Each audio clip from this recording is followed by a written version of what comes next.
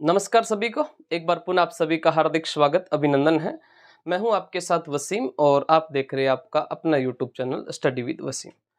तो साथियों, आज से अपने राजस्थान बीएसटीसी और पीटेट 2024 जो है इनसे संबंधित अपने राजस्थान जीके के अंदर लगने वाले राजस्थान इतिहास और राजस्थान कला संस्कृति की जो क्लास है उसकी सीरीज शुरू कर रहे हैं। और पीटेट का एग्ज़ाम जो है वो 9 जून को होने वाला है और प्री बीएड का जो एग्ज़ाम है 9 जून को होगा। उससे पहले पहले अपने जो है वो लगातार क्लासें लगाकर आपका हिस्ट्री और कल्चर का जो पोर्शन है ये क्लियर करवाने का प्रयास करूँगा। और पिछले 2 सालों से हमने ऑफलाइन के अंदर बीएसटीसी और पीटेट के जो भी बच्चे पढ़ाए हैं उनके राजस्थान हिस्ट्री और कला संस्कृति के अंदर एक भी प्रश्न गलत होने नहीं दिया है। और उसी कड़ी के अंदर हम मेन जो बिंदु है उन पे फोकस करेंगे जहाँ से प्रश्न सीधे सीधे पूछे जाते हैं। ज़्यादा हम कचरा नहीं पढ़ाएंगे, तो आप सभी जुड़ जाइएगा और अपने इस क्लास को ज़्यादा से ज़्यादा शेयर कर देना। तो अपने सबसे पहले राजस्थान का इतिहास शुरू करते हैं और इतिहास के टॉपिक कंप्लीट होने के बाद में कला संस्कृति शुरू कर देंगे। और पीटेट के एग्जाम से पहले पहले मैं प्रयास करूंगा कि आपको सारे के सारे फैक्ट जो है वो क्लियर करवा दिए जाए। देखिएगा, राजस्थान का इतिहास। सबसे पहले अपने जिस बिंदु को शुरू करेंगे, जिस टॉपिक को शुरू करने वाले हैं, वो टॉपिक है अपना राजस्थान का इतिहास। राजस्थान के इतिहास से हम सबसे पहले शुरू करने वाले हैं। कुछ बेसिक बातें इतिहास की मैं आपको बताता हूँ, उसके बाद में अपने टॉपिक पे चलते हैं। देखो, बेसिक बातों में इतिहास को आप जो है वो 2 भागों में बांट के पढ़ते हो। इतिहास जो शब्द आता है, इस इतिहास को अपने 2 भागों में बांट कर पढ़ते हैं। इति प्लस हास से मिलकर क्या बनता है? इतिहास बनता है। मुद्दे की बात यह है कि भाई हम इतिहास क्यों पढ़ते हैं, इसको पढ़ना क्यों जरूरी है, क्या ऐसा फंडा है जिसकी वजह से हमें पुराने राजा महाराजाओं को, पुरानी तारीखों को याद रखना पड़ता है। यानी कि ये जो इतिहास शब्द आता है, इस इतिहास शब्द का अर्थ क्या होता है? इतिहास का अर्थ होता है ऐसा ही हुआ था, ऐसा ही हुआ था। इतिहास का अर्थ होता है ऐसा ही हुआ था। और अगर मैं इतिहास की परिभाषा की बात करूं कि इतिहास की परिभाषा क्या है, तो इतिहास की परिभाषा हो जाएगी, अतीत की घटनाओं को क्या कहा जाता है? अतीत की घटनाओं को अपने इतिहास कहते हैं। और अतीत की सभी घटनाएं जो है वो इतिहास नहीं हो सकती। तो अतीत की कौन सी घटनाओं को इतिहास कहा जाता है? अतीत की वे घटनाएं जिनके हमारे पास में क्या होते हैं? स्रोत होते हैं, साक्ष्य होते हैं, प्रमाण होते हैं, एविडेंस होते हैं, उसको अपने क्या कहते हैं? इतिहास कहते हैं। राजस्थान का इतिहास जो है वो एक ऐसा विषय है जिसको पढ़ने में बड़ा इंटरेस्ट आता है। जिन बच्चों को लगता है कि इतिहास याद करना मुश्किल है, उसको मैं आसान बना दूंगा। बिल्कुल आप अंगुली पे इतिहास को रट लोगे, आपका एक भी प्रश्न जो है वो गलत नहीं होने वाला है। तो अतीत की घटनाओं को इतिहास कहते हैं और अतीत की वे घटनाएं जिनके हमारे पास में क्या होते हैं? स्रोत होते हैं, प्रमाण होते हैं, एविडेंस होते हैं, उसको अपने क्या कहा जाता है? इतिहास कहते हैं। देखो, इतिहास जो शब्द है इसको इंग्लिश में अपने क्या कहते हैं? इंग्लिश में हिस्ट्री कहते हैं। क्या कहते हैं? इसको हिस्ट्री कहते हैं। इतिहास को अपने इंग्लिश में हिस्ट्री कहते हैं। और ये जो हिस्ट्री शब्द है ये किससे बना है? तो ये हिस्ट्री शब्द, हिस्ट्री जो शब्द है ये एक ग्रीक भाषा का शब्द आता है जिसका नाम आता है हिस्टोरिया। क्या नाम आता है? हिस्टोरिया। हिस्टोरिया ग्रीक भाषा का एक शब्द है जिसका नाम है हिस्टोरिया। और हिस्टोरिया से अपना क्या बना है? हिस्ट्री बना है। और इसी हिस्ट्री को अपने क्या कहते हैं? इतिहास कहते हैं। उसके बाद में बेसिक बातें, बेसिक प्रश्न इतिहास से संबंधित जो बनते हैं, जैसे सबसे पहला प्रश्न बनता है द फादर ऑफ हिस्ट्री। इतिहास के जनक कौन है? इतिहास के जनक कौन है? द फादर ऑफ हिस्ट्री, इतिहास के जनक कौन है? तो इतिहास के जनक का नाम आता है हेरोडोटस। इतिहास के जनक कौन है? इतिहास के जनक हेरोडोटस है। और इस हेरोडोटस ने एक पुस्तक लिखी थी जिसका नाम था हिस्टोरिका। कौन सी पुस्तक इनके द्वारा लिखी गई है? तो इनके द्वारा हिस्टोरिका पुस्तक लिखी गई है। ये तो सीधे इतिहास के जनक है। अगर आपसे पर्टिकुलर ये पूछा जाता है कि भाई भारत के इतिहास के जनक कौन है, तो आप बताना वेद व्यास का नाम। भारत के इतिहास के जनक, भारत के इतिहास के जनक। और भारत के इतिहास के जनक कौन से हो जाएंगे? तो भारत के इतिहास के जनक हो जाएंगे महर्षि कृष्णद्वैपायन वेदव्यास। ये भारत के इतिहास के जनक हैं। और वेदव्यास के द्वारा कौन सा ग्रंथ लिखा गया था? महाभारत। यानी भारत के इतिहास का पहला ग्रंथ कौन सा है? महाभारत है। अगर आपसे राजस्थान का पूछा जाए, हम राजस्थान की बात कर रहे हैं, तो राजस्थान इतिहास के जनक कौन से हो जाएंगे? तो राजस्थान इतिहास के जनक जो है, राजस्थान इतिहास के जनक जो है, ये हो जाएंगे अपने कर्नल जेम्स टॉड, जिनको अपने घोड़े वाले बाबा के नाम से जानते हैं। कर्नल जेम्स टॉड जो है, इसके द्वारा एक पुस्तक लिखी गई थी, और जो इन्होंने पुस्तक लिखी थी जिसका नाम था the annals and antiquities of Rajasthan. The annals and antiquities of Rajasthan. हालांकि इस पुस्तक का एक और नाम आता है, और इसका दूसरा नाम आता है the central and western Rajput state of India. ये कर्नल जेम्स टॉड के द्वारा लिखी गई थी। हालांकि इन बेसिक जो अपने हमने पढ़ा है, इससे ज्यादातर प्रश्न आने की संभावना नहीं रहती है। प्रश्न सीधा सीधा टॉपिक से पूछा जाता है, चाहे वो VSTC हो, चाहे वो PTET हो, चाहे वो CET हो। इन सभी के अंदर जो है वो टॉपिक से ही प्रश्न पूछने की संभावना रहती है। अपने टॉपिक पे अगर चर्चा करें तो एक तो आपके लगता है राजवंश, सबसे बड़ा टॉपिक है राजवंश, जिसके अंदर एक तो मेवाड़ है, मेवाड़ के अलावा एक है मारवाड़, मारवाड़ के अलावा एक है बीकानेर। मेवाड़ है, मारवाड़ है, बीकानेर है, और बीकानेर के अलावा आमेर है, आमेर के अलावा प्रतिहार, और प्रतिहार के अलावा चौहान। ये आपके राजवंश है, जिनमें मेवाड़, मारवाड़, बीकानेर, आमेर, प्रतिहार और चौहान जो है, ये आपके राजवंश है। इसके अलावा जो आपको करौली बच गया, भरतपुर का जाट राजवंश, जैसलमेर का भाटी राजवंश, इनसे प्रश्न आने की संभावना कतई नहीं रहती, 0 के समान संभावना रहती है। आधुनिक के अंदर भी आपके कुछ टॉपिक जो है उनसे प्रश्न पूछे जाते हैं। जैसे मैं अगर बात करूं 1857 की क्रांति से आपके प्रश्न पूछे जाते हैं। प्रजामंडल से भी प्रश्न आपके पूछे जाते हैं, प्रजामंडल से भी प्रश्न पूछे जाते हैं। इसके अलावा आपके प्रश्न आते हैं किसान आंदोलन से। किसान आंदोलन में मुख्य रूप से बिजोलिया और बेंगू से ही प्रश्न पूछने की संभावना रहती है। इसके अलावा जो अन्य जो अपने किसान आंदोलन है उनसे संबंधित कुछ बेसिक जो बातें हैं वो हम कर लेंगे। और दो आपके जनजाति आंदोलन है, जनजाति, जिनमें एक तो भगत पढ़ते हैं और एक हम पढ़ते हैं एकी आंदोलन पढ़ते हैं। और इसके अलावा आपका एकीकरण है, एकीकरण है। और एकीकरण के अलावा एक आपको और टॉपिक पढ़ना है, सभ्यता, राजस्थान की प्रमुख सभ्यता। ले दे के आपका इतिहास से संबंधित जो है वो इतने ही टॉपिकों से प्रश्न आते हैं। न आपको अभिलेख वगैरह याद रखने की आवश्यकता है, न ही आपको जो है वो जनपद याद रखने की आवश्यकता है, न जो है वो क्रांतिकारी जो है उनको याद रखने की, व्यक्तित्व को याद रखने की कोई आवश्यकता नहीं है। प्रश्न सीधे सीधे यहीं से आएंगे। जो पिछले एग्जामों में सीधे सीधे जहां से प्रश्न पूछे गए हैं उन्हीं टॉपिकों को मैंने उठाया है। इसमें से जो प्रतिहार वंश है ये मैं पढ़ा चुका हूं। आपने प्रतिहार वंश जो है प्ले लिस्ट पे जाओगे, आप वीडियो के अंदर जाओगे तो वहां पे आपको प्रतिहार वंश के 3 क्लासें मिल जाएगी, वहां पर प्रतिहार कंप्लीट हो जाता है। एकीकरण जो है ये भी कंप्लीट मैं करवा चुका हूं, इसकी 2 क्लासें हैं, वो पूर्णतः विस्तार के साथ में हो चुके हैं। अब जो अपने टॉपिक बचे हैं जैसे मेवाड़, मारवाड़, बीकानेर, आमेर, चौहान, क्रांति, प्रजामंडल, किसान आंदोलन, जनजाति आंदोलन और सभ्यता, इन्हीं के ऊपर अपने चर्चा करेंगे और इनमें एक एक कंसेप्ट को क्लियर करवाऊंगा और अपने ज्यादा डीप नहीं जाएंगे। ऊपर ऊपर से अपने मेनली जो प्रश्न पूछे जाते हैं, जहां से प्रश्न आने की संभावना है, उसी को अपने मद्देनजर रखते हुए अपनी क्लास को शुरू करते हैं। तो इन बेसिक बातों का आप स्क्रीनशॉट लेना चाहो तो ले सकते हो। उसके बाद में अपने टॉपिक पे चलते हैं। मिटा देता हूं। बिल्कुल आसान है, कोई माथापच्ची करने की आवश्यकता है नहीं। यहां तक फंडा आपके क्लियर हो चुका है। उसके बाद में आगे बढ़ते हैं और अपना जो पहला टॉपिक है उस पे चलते हैं और सबसे पहले अपने राजवंश के टॉपिक पे चर्चा करते हैं।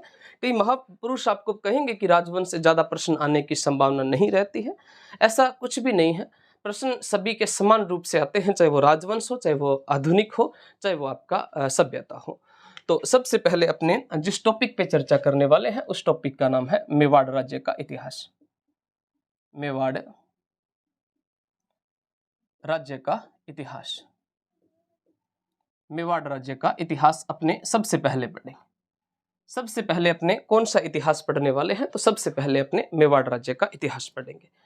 देखो, मेवाड़ राज्य का जो इतिहास है, इसके अंदर अगर हम मेवाड़ को पढ़े, चाहे हम मारवाड़ को पढ़े, चाहे हम आमेर को पढ़े, सबसे पहले हमारे दिमाग में ये होना चाहिए कि मेवाड़ कहाँ पर है, कौन से क्षेत्र को मेवाड़ कहा जाता है, कौन सी रियासत को मेवाड़ कहा जाता है। हालांकि मैं यहाँ पे सीधा सीधा आपको बता देता हूँ कि मेवाड़ राजस्थान की सबसे पुरानी रियासत है, राजस्थान की प्राचीन रियासत, सबसे जो प्राचीन रियासत है जिसका नाम क्या है? मेवाड़ है। राजस्थान की सबसे प्राचीन रियासत कौन सी हो जाएगी? मेवाड़ हो जाएगी। अगर आपको राजस्थान का मैप भरना आता है तो राजस्थान की आकृति विषम कोणीय चतुर्भुजाकार है। राजस्थान की आकृति विषम कोणीय चतुर्भुजाकार है और राजस्थान के दक्षिण में यहाँ पर गुजरात वाला जो क्षेत्र है, इसके ऊपर वाले क्षेत्र को हम किस नाम से जानते हैं? मेवाड़ के नाम से। जिसके अंदर एक तो मुख्य रूप से आता है उदयपुर, उदयपुर के अलावा एक आता है चित्तौड़, एक आता है राजसमंद, एक आता है भीलवाड़ा, भीलवाड़ा और भीलवाड़ा के अलावा आता है प्रतापगढ़, भीलवाड़ा के अलावा प्रतापगढ़ आता है। बीच में कौन कौन से जिले आते हैं? तो उदयपुर आता है, चित्तौड़ आता है, राजसमंद आता है, भीलवाड़ा आता है। प्रतापगढ़ वाले क्षेत्र को अपने किस नाम से जानते हैं? मेवाड़ के नाम से। देखो, किसी भी रियासत को हम पढ़ते हैं ना, उन रियासतों के पहले नाम जो है वो कुछ और हुआ करते थे, यानी कि प्राचीन नाम अलग थे। जैसे मैं अगर बात करूं कि मेवाड़ के प्राचीन नाम क्या थे, तो मेवाड़ के प्राचीन नाम हो जाएंगे जैसे मेदपाट, एक तो इसको मेदपाट कहते थे, एक इसको कहा जाता था प्रागवाट, और एक इसी वाले क्षेत्र को कहते थे सीवी जनपद, सीवी जनपद कहते थे। और ये जो सीवी जनपद है, इसकी राजधानी कौन सी है? मध्यमिका है। सीवी जनपद की राजधानी कौन सी है? मध्यमिका। जो मेवाड़ है, इसके प्राचीन नाम में एक मेदपाट है, एक प्रागवाट है और एक सीवी जनपद है। सीवी जनपद की राजधानी कौन सी है? मध्यमिका। और इस मध्यमिका को वर्तमान में किस नाम से जानते हैं? नगरी के नाम से। और नगरी वर्तमान में कहां पर है? चित्तौड़ में है। तो बेसिक सा फंडा है कि सबसे पहले तो आपको जो है वो जिलों के नाम याद होने चाहिए, भाई ये अपने जिस रियासत को पढ़ रहे हैं ये इसमें जिले कौन कौन से हैं। उसके बाद में हमें ये पता होना चाहिए कि इसके प्राचीन नाम क्या क्या थे। और उसके बाद में अगला अपना जो बिंदु आता है वो इनके कुल देवी और कुल देवता से संबंधित आता है। जैसे मेवाड़ जो था, इस मेवाड़ के अंदर जिस वंश ने शासन किया था उस वंश का नाम था साहब गुहिल वंश। कौन से वंश के द्वारा यहाँ पर शासन किया गया था? गुहिल वंश के द्वारा यहाँ पर शासन किया गया था। देखो, गुहिल वंश जो है, इस गुहिल वंश की अगर हम बात करें कुल देवी की, तो इसकी कुल देवी कौन सी माता थी? बाण माता, बाण माता। और बाण माता का मंदिर कहां पर है? नागदा में। और नागदा कहां पड़ता है? उदयपुर में है। कुल देवी कौन सी? बाण माता, मंदिर नागदा, उदयपुर में है।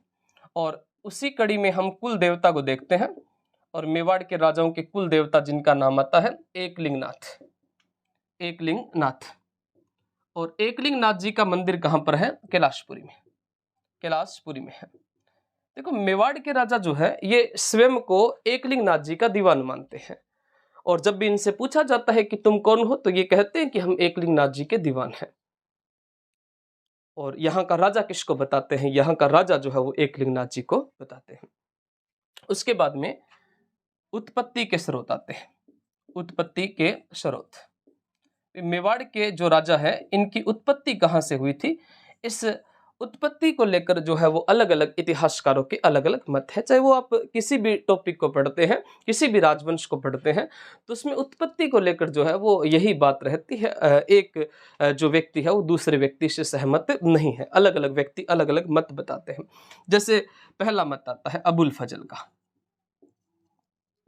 अबुल फजल। और अबुल फजल जो है ये कहते हैं कि एक जगह है जिसका नाम है ईरान, और ईरान के राजा का नाम है नौसेखा, ईरान के राजा का नाम है नौसेखा। और नौसेखा के पुत्र आदिल शाह के वंशज बताते हैं, आदिल शाह के वंशज बताते हैं, आदिल शाह के क्या बताते हैं? वंशज बताते हैं। जो अबुल फजल है ये कहते हैं कि ईरान के राजा नौसेखा के पुत्र आदिल शाह के वंशज हैं। दूसरा अपना मत आता है कर्नल जेम्स टोड का। टोड अपने इतिहास के जनक है, तो ये तो इंटरफेयर करेंगे, श्योर, जाहिर सी बात है। और कर्नल जेम्स टोड इनको क्या बताते हैं, सूर्यवंशी बताते हैं, सूर्यवंशी बताते हैं। और सूर्यवंशी होने के साथ साथ ये भी कहते हैं कि भाई जितने भी सूर्यवंशी है वो सारे के सारे सूर्यवंशी क्या है, विदेशी है। और एक आता है अपना जैन ग्रंथ, और उस जैन ग्रंथ का नाम क्या आता है, उस जैन ग्रंथ का नाम आता है साहब स्त्रुंजय महात्म्य। इसका नाम आता है स्त्रुंजय महात्म्य। और स्त्रुंजय महात्म्य जो है, इस स्त्रुंजय महात्म्य में वाकायदा लिखा हुआ है कि एक जगह है जिसका नाम है वल्लभी, और वल्लभी कहां पर पड़ता है, गुजरात में। और वल्लभी गुजरात के एक राजा है जिनका नाम आता है शिलादित्य। शिलादित्य, और शिलादित्य के जो पुत्र थे जिनका नाम क्या था, गुहिल नाम था। और गुहिल ही अपने मेवाड़ में गुहिल वंश के क्या है, संस्थापक है। अब अपने ज्यादा इस कहानी पे चर्चा नहीं करेंगे कि शिलादित्य कौन थे, कहां से आए थे, और इनकी पत्नी का नाम पुष्पावती था, और पुष्पावती ने कमलावती के घर में गुहिल को जन्म दिया था, या फिर अरबों ने आक्रमण किया था, शिलादित्य को मार दिया था, वल्लभी को नष्ट कर दिया था, बाद में वो वीरनगर चली गई थी, कौन, पुष्पावती। तो इस कहानी से प्रश्न नहीं आने वाले हैं, जहां से प्रश्न पूछे जाएंगे हम उसी पे ज्यादा फोकस करेंगे। तो आप यहां तक जो है वो इसका स्क्रीनशॉट लीजिएगा, उसके बाद में हम मेवाड़ के राजा जो है उनके ऊपर चर्चा करेंगे। तो मैं पानी पी लूं, इतना थे जल्दी सिंह स्क्रीनशॉट ले लो।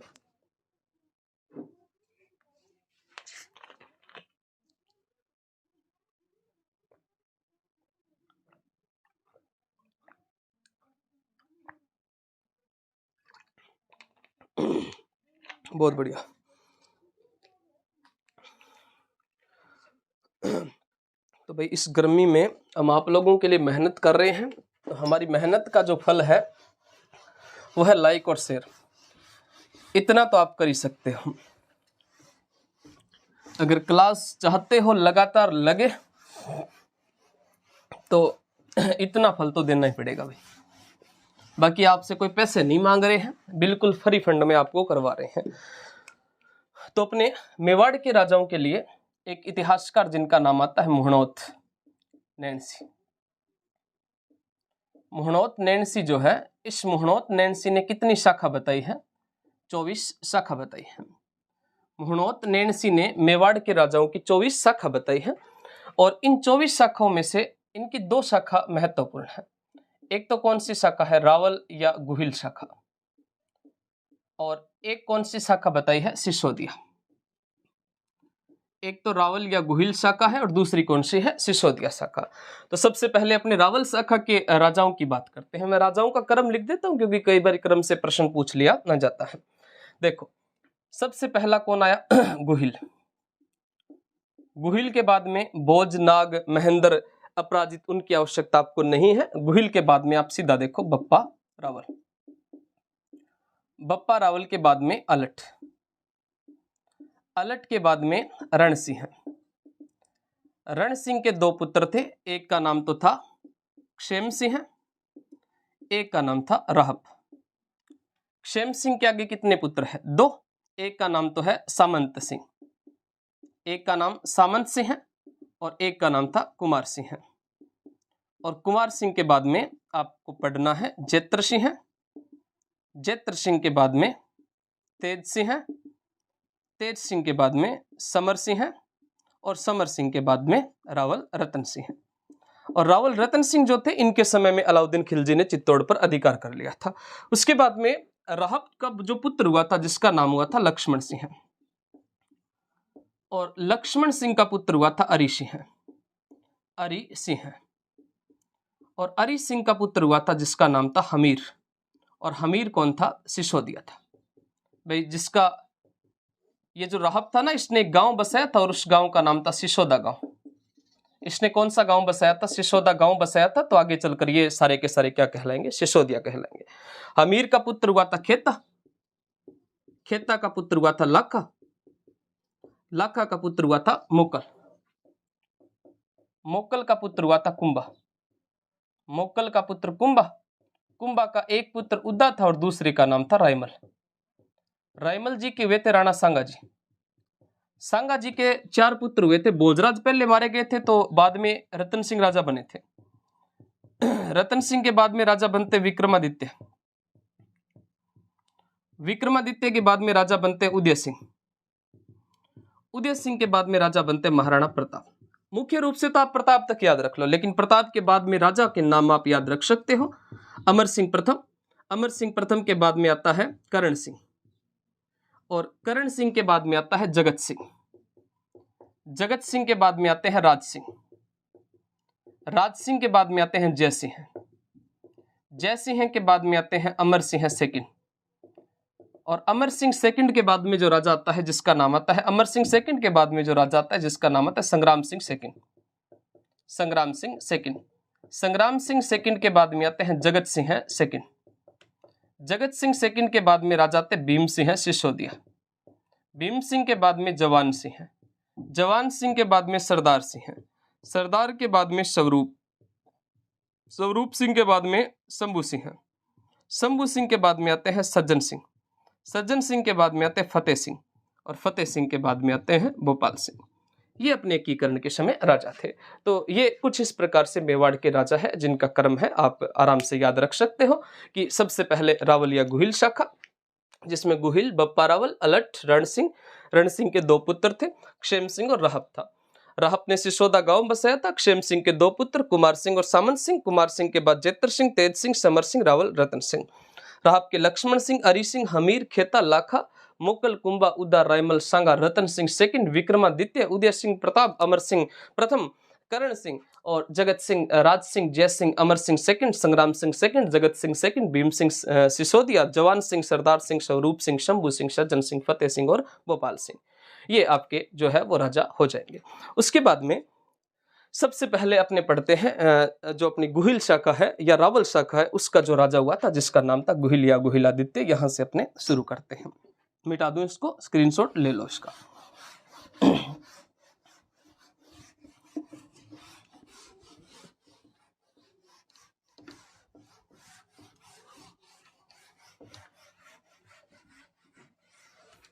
तो सबसे पहले अपने बात करते हैं गुहिलादित्य की, या जिसको अपने गुहिल के नाम से भी जानते हैं, गुहिलादित्य। गुहिलादित्य या गुहिल, गुहिलादित्य या गुहिल जो था इसने 565-66 ईस्वी में 565-66 ईस्वी में मेवाड़ में कौन से वंश की नींव रखी थी? मेवाड़ में गुहिल वंश की नींव रखी थी। मेवाड़ में कौन से वंश की नींव रखते हैं? तो मेवाड़ में गुहिल वंश की इन्होंने नींव रखी थी। मेवाड़ में गुहिल वंश की नींव किसके द्वारा रखी गई है? तो मेवाड़ में गुहिल वंश की नींव जो है वो गुहिलादित्य के द्वारा रखी गई है। तो जो जिस वंश की जहां पर नींव रखता है वो उस वंश का क्या हो जाता है साहब? संस्थापक हो जाता है। तो गुहिलादित्य जो है वो गुहिल वंश के क्या हो जाएंगे? संस्थापक हो जाएंगे। पहला तो ये हो गया संस्थापक। जो संस्थापक होता है उसी को क्या कहते हैं? आदि पुरुष कहते हैं। और इसी को क्या कहते हैं? प्रथम पुरुष या मूल पुरुष कहते हैं। प्रथम पुरुष या मूल पुरुष कहते हैं। तो मेवाड़ में गुहिल वंश के संस्थापक आदि पुरुष, मूल पुरुष या प्रथम पुरुष कौन से हो जाएंगे? गुहिलादित्य हो जाएंगे।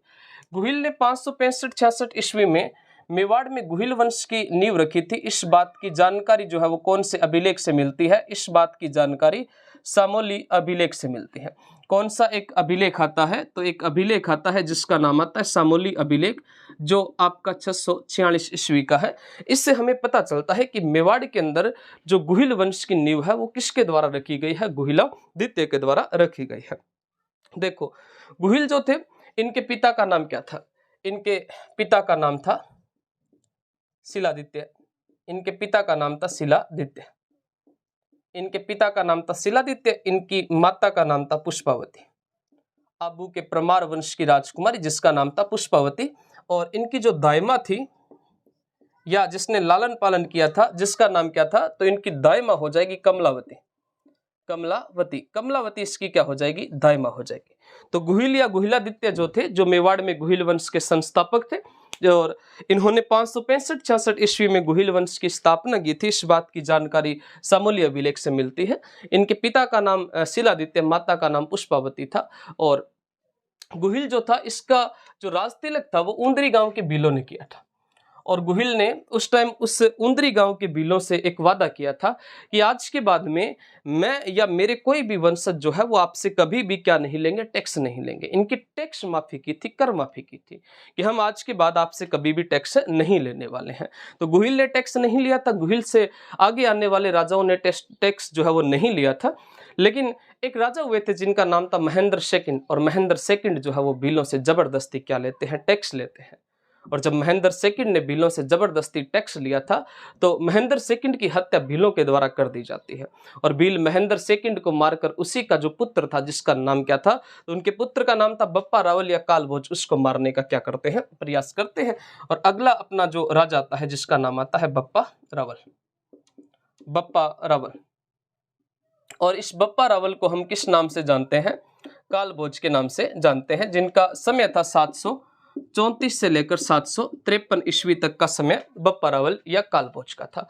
देखो बप्पा जो रावल था इसका मूल नाम बप्पा रावल नहीं था, इनका मूल नाम क्या था, कालभोज था। बप्पा रावल का मूल नाम क्या हो जाएगा, तो बप्पा रावल का जो मूल नाम है ये हो जाएगा आपका कालभोज। इसका जो मूल नाम था कालभोज। तो बप्पा क्या था, तो बप्पा इसका नाम जो है, बप्पा इसका नाम नहीं था, बप्पा इसकी उपाधि थी। रावल इनकी क्या थी, शाखा थी। तो कुल मिलाकर इसका नाम क्या हुआ था, बप्पा रावल हुआ था। बप्पा रावल जो है इनकी उपाधि कौन सी है, एक तो इनकी उपाधि आती है हिंदू सूर्य, एक इनकी उपाधि आती है राजगुरु, और एक इनकी उपाधि आती है चकवे। हिंदू सूर्य, राजगुरु और चकवे की उपाधि किसकी है, बप्पा रावल की है।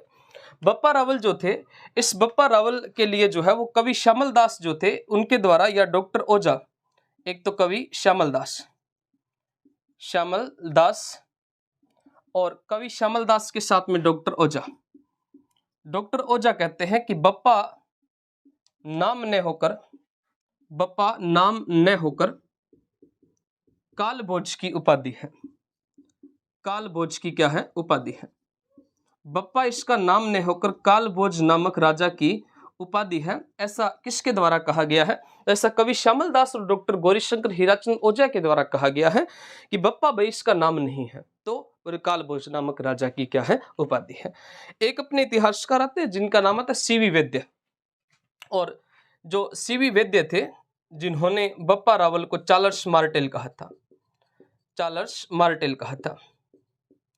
सीवी वैद्य जो थे जिन्होंने बप्पा रावल को क्या कहा था, चार्ल्स मार्टेल कहा था कि भाई ये तो किसके समान है, कि ये तो चार्ल्स मार्टेल के समान है। किसके समान है, चार्ल्स मार्टेल के समान। किसने बताया था, सीवी वैद्य के द्वारा बताया गया है।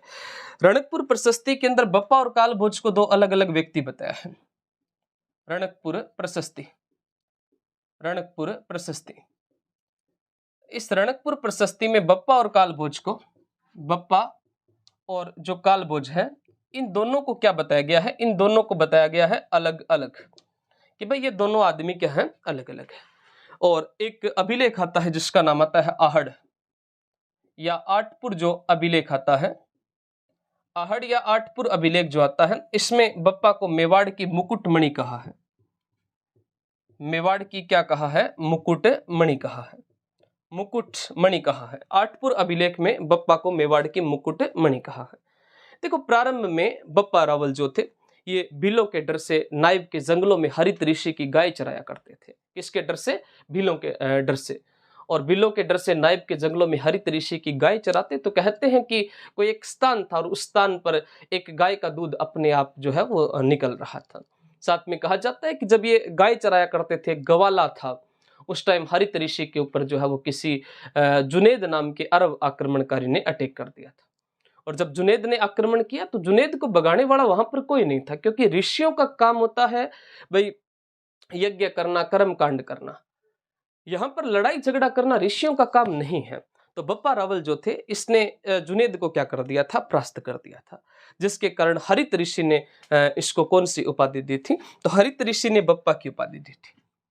हरित ऋषि जो थे, इस हरित ऋषि ने कौन सी उपाधि दी थी? बप्पा की उपाधि दी थी। कालभोज को हरित ऋषि ने कौन सी उपाधि दी थी?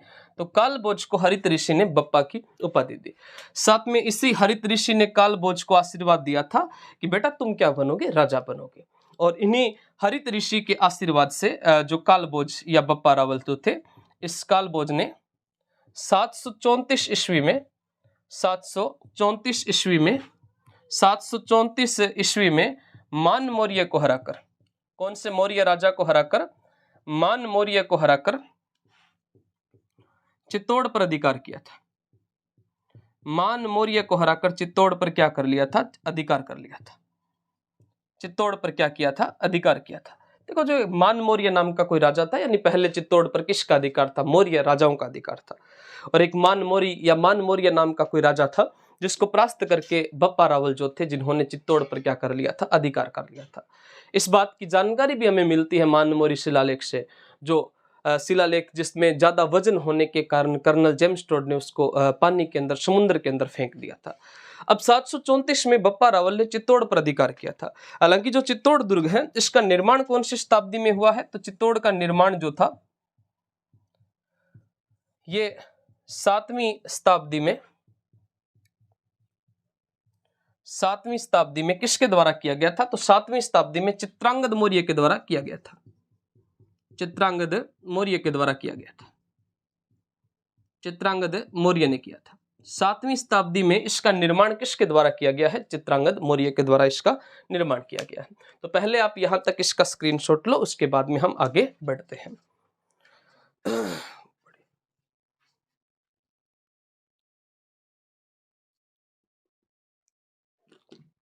पानी पी लियो, मैं इतने स्क्रीनशॉट लो।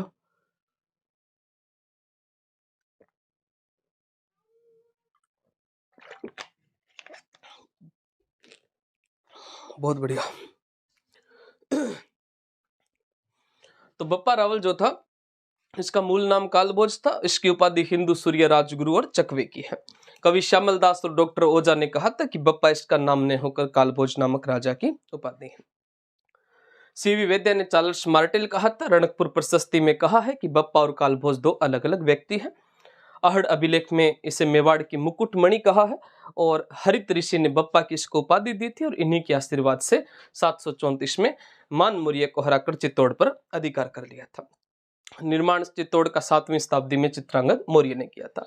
जो मैं आपको फैक्ट करवा रहा हूँ, जो बातें मैं आपको बता रहा हूँ, बस उतनी सी बातें जो है वो आपको याद रखनी है। ज़्यादा डिटेल में जाने की कोशिश मत करना। अगर डिटेल में जाओगे तो भाई पीछे रह जाओगे, क्योंकि आपके लेवल के अकॉर्डिंग जो है वो ज़्यादा हाई डिटेल से प्रश्न जो है वो नहीं पूछे जाएंगे। आगे देखिएगा, बप्पा जो था, इस बप्पा ने नागदा को राजधानी बनाया था। नागदा को क्या बनाया था? नागदा को राजधानी बनाया था। बप्पा ने अपनी राजधानी किसको बनाया था? नागदा को। और नागदा कहां पर है? उदयपुर में। और नागदा में सहस्त्रबाहु मंदिर बनवाया था। सहस्त्रबाहु मंदिर बनवाया था। और इस सहस्त्रबाहु मंदिर को अपने सास बहू के नाम से जानते हैं। वर्तमान में हम सहस्त्रबाहु को किस नाम से जानते हैं? सास बहू के नाम से जानते हैं। साथ में मैंने कहा कि बप्पा रावल उस दिन जब हरित ऋषि की गाय चरा रहे थे, तो एक गाय का दूध अपने आप निकल रहा था, और जब उस स्थान को खुदवाया तो वहां से क्या निकला था? शिवलिंग निकला था। तो बप्पा ने कैलाशपुरी में एकलिंगनाथ जी का मंदिर बनवाया था। बप्पा ने कैलाशपुरी में एकलिंगनाथ मंदिर बनवाया था। एकलिंगनाथ मंदिर बनवाया। बप्पा रावल ने कैलाशपुरी में कौन सा मंदिर बनवाया था? एकलिंगनाथ जी का मंदिर बनवाया था। और मैंने यह भी बताया आपको कि मेवाड़ के राजा स्वयं को किसका दीवान मानते हैं? एकलिंगनाथ जी का दीवान मानते हैं। बप्पा ने मेवाड़ में सोने के सिक्के भी चलाए थे। भाई ये भी ध्यान रखना कि बप्पा ने मेवाड़ में कौन से सिक्के चलाए थे? मेवाड़ में सोने के सिक्के चलाए थे। मेवाड़ में कौन से सिक्के चलाए थे? तो सोने के सिक्के किसके द्वारा चलाए गए हैं? तो मेवाड़ में सोने के सिक्के जो थे वो बप्पा रावल ने चलाए थे। हालांकि मेवाड़ में चांदी के सिक्के जो है वो गुहिल के द्वारा चलाए गए हैं। बप्पा की मृत्यु कब होती है? मृत्यु से पहले आप एक बात को ध्यान रखना कि बप्पा ने गजनी के सलीम को हराकर हराया था। गजनी के सलीम को किसने हराया था? गजनी के सलीम जो था, इसको हराने वाला राजा अपना बप्पा रावल था, जिसके कारण बप्पा रावल को चक्रवर्ती सम्राट यानी कि चकवे के नाम से जाना जाता है।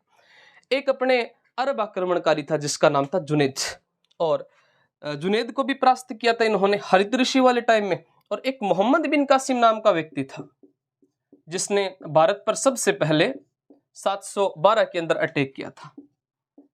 इस मोहम्मद बिन कासिम को हराकर पाकिस्तान में रावलपिंडी शहर बसाया था।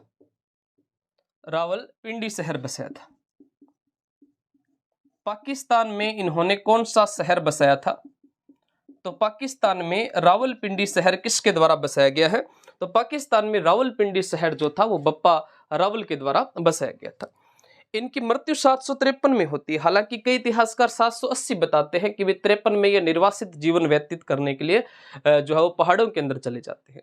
भाई चाहे वो निर्वासित जीने के लिए गया हो, चाहे उसकी मृत्यु सामान्य बात है।